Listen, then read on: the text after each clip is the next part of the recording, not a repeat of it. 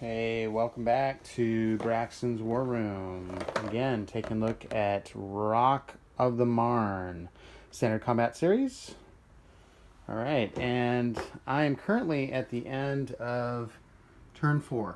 Not a lot happened after turn 1, so I didn't want to just go through and talk about, not have a lot to show, but what I'm going to get into is some of the breakthroughs that occurred for the Germans.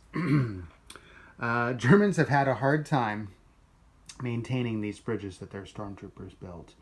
The first time ever, this German plane, which I'll put over in the flown combat air patrol mission, I'll put it back over here.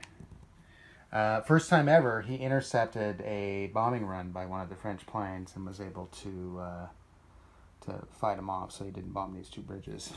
the French have had a really, they've been very successful at bombing these bridges and kept the Germans from crossing any forces. The big breakthrough happened right over here, and as you can see, the Germans have moved down, created a little pocket, and these are actually French reinforcements that are coming up trying to block their move here. That's one point of where we've had some changes. A little bit of exploitation here by this one stormtrooper unit. Was able to get past this one bridge that's crossing the Marne. Again, this is one of the destroyed bridges. This guy actually is not out of supply anymore, but I have to do that at the beginning of his next turn. Opened up the supply line right here with these headquarters units up here, so he will be in supply here shortly. This has been a tough place for the Germans. As you can see, the terrain is pretty woody.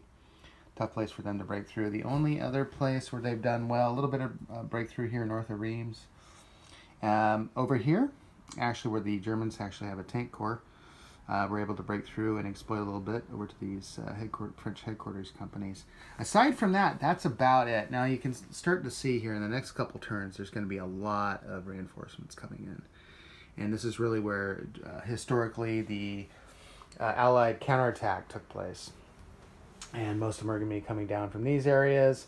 And then after turn 7, you see where that marker is, all these headquarters units over here will be all flipped to being replenished, and therefore can start making attacks. So this will be interesting. I don't think a lot's going to happen. It's tough for a lot of changes to happen where there are these serious trench systems.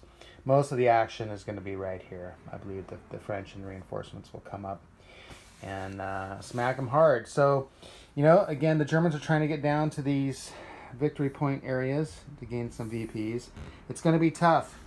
The French, the Allies, the Entente, are going to have a lot of units pushing this way, and then they have to reach these points right here.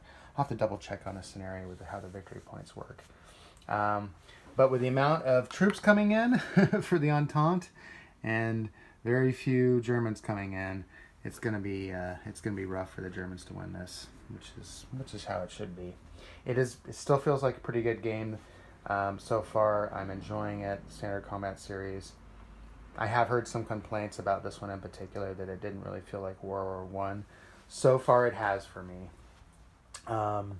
And this is, of course, towards the end of the war, when the warfare was starting to change. By the end of the war, both these armies were somewhat proto-World War II armies.